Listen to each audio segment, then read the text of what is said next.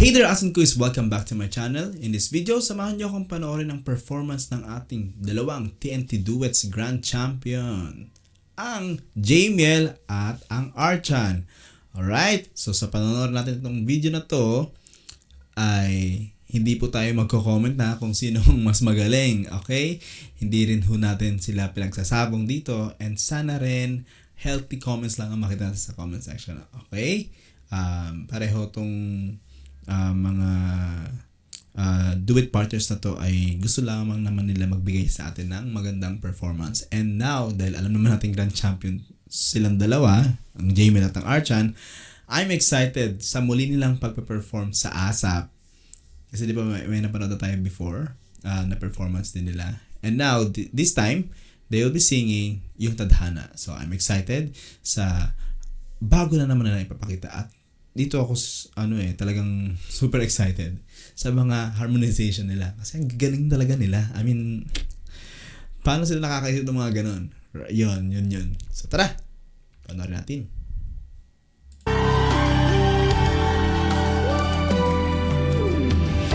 Sa hindi inaasahan. I like that yung ginawa ni Arveri dun na inaasahan. I mean, nagkakaroon ng emphasis ba dun sa word na yun? Kasi mabigat yung inaasahan, yung maasa, di ba? Medyo, malalim. Pagtatagpo ng mga mundo. Minsan manalala, tugtog, tamang-tama na ang ukong ito. Wow! Yan, gusto ko yun, ha? Yung ginawa ni Christian na yun. Ayun, Jamiel na. Yung ginawa ni Christian dun sa dulong part. I like the start ni Arveri. Nandun, sineset niya yung tone ba ng song. Ang ganda ng boses. Tsaka yung looks nilang dalawa ng Archan. Hindi naman sinasabi na before ay hindi sila ganun pag lumalabas sa stage. But this time, yung alam niyo bang nakapag-build na talaga ng confidence. Yan. Hindi na kasi sila lumalaban sa contest kasi tsaka tapos na yung laban nila champion na sila di ba? Talagang nakita natin yung changes din dun sa the way sila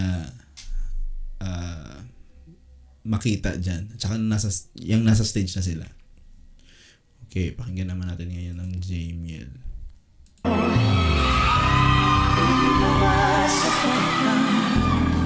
Sakit ang lahat na hindi ko iparala sa'yo.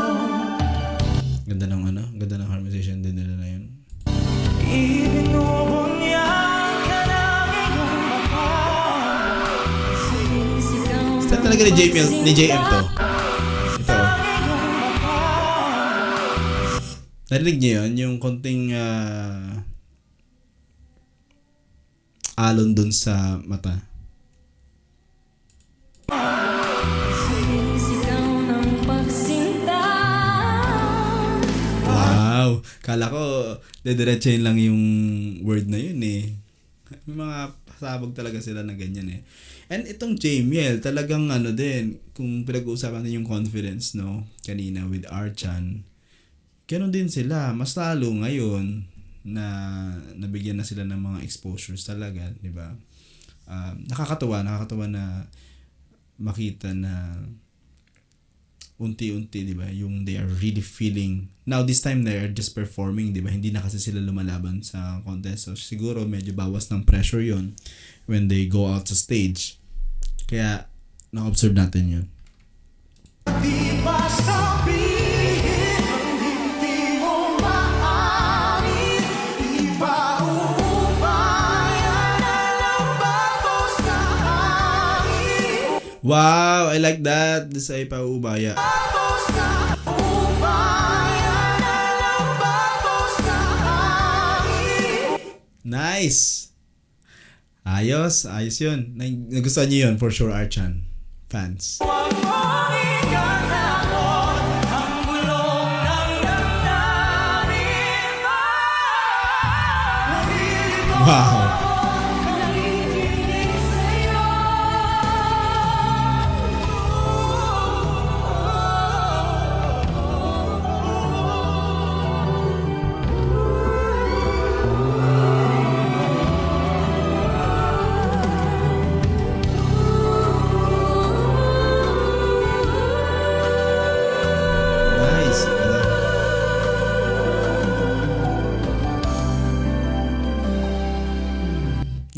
harmony nila dito. Parang mga angels lang.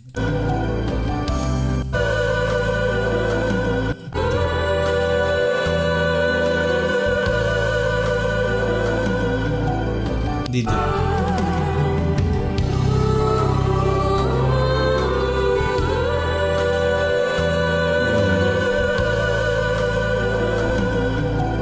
Beautiful.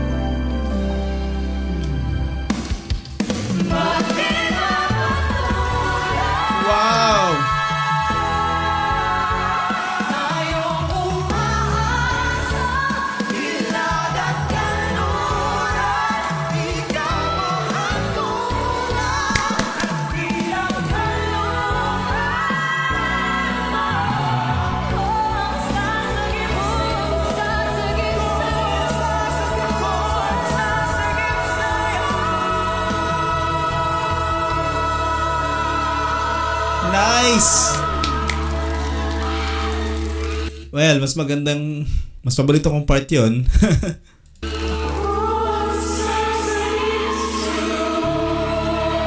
next performer.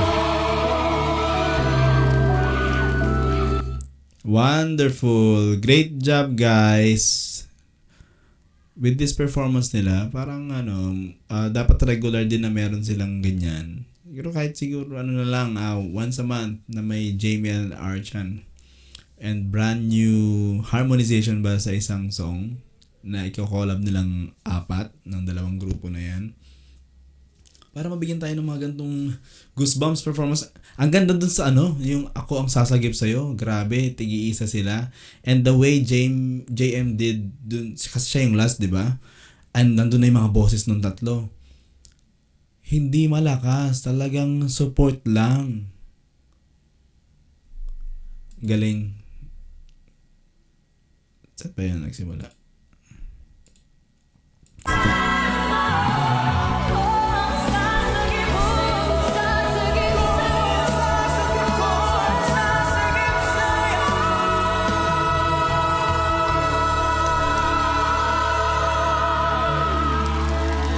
Diba? Ang pleasant lang ng ginawa ni JM doon. So, comment natin si JM doon kasi siya yung last na mag-harmonize din. At saka yung iba yung niya, di ba? Ginawa niya doon sa tatlo. So, husay. Ang galing nung nakaisip na mag-iisa-isa sila. Grabe, isa pa nga.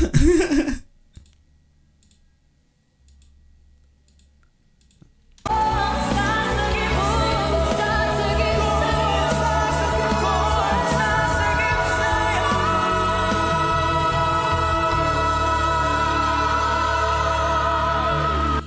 Alright. So, sana alam ko may mga pinagdadaanan kayo sa buhay and somehow nasagip tayo ng mga musika, ng song interpretation, ng Jamiel or ng Archan. So, maaring on that day, hindi maganda yung mood nyo, hindi maganda yung araw nyo, but seeing their performance ng araw na yon, pwedeng na-lift up ba yung spirit nyo, no? At na nung balik ulit yung fire nyo, di ba? Pwedeng na-inlove kayo ulit, ganyan, di ba? Sa mga songs nila, or na mas na-strengthen yung faith nyo sa mga inspirational songs na kinakanta ng dalawang group na yan, dalawang pairs, rather. Di ba? Kasi there is something really with music. Tapos lalagyan mo pa ng napakagandang tinig ng Archan at ng Jamiel. Di ba? I just wish na magkaroon sila ng mas marami pang original songs. Mas makilala rin sila doon. Not just sa mga gandang covers. But tuloy din nila to. Kasi syempre, nag-build pa rin sila ng kanilang names, hindi ba? Until siguro makapag big venue na. Ayan. So, tuloy-tuloy lang ang progress ng Jamiel at Archan. And alam ko naman na nandyan kayo na support to them. I've never watched in person pa ang Archan ng live. So, looking forward on that din. Siguro pag may show na manonood tayo, sana mag-guest sila. Hindi ba? Like Jamiel, ganyan. so that we can also see them perform live. Kasi iba rin talaga pag live. Right? Kayo, nasagip ba kayo sa performance na ito? Anong masasabi niyo sa performance ng Jamiel at ng Archan sa kantang Tadhana? Grabe yun ha. Ilang minuto lang yun. It's around like 2 minutes and 30 seconds. Pero ang dami nangyari doon sa song.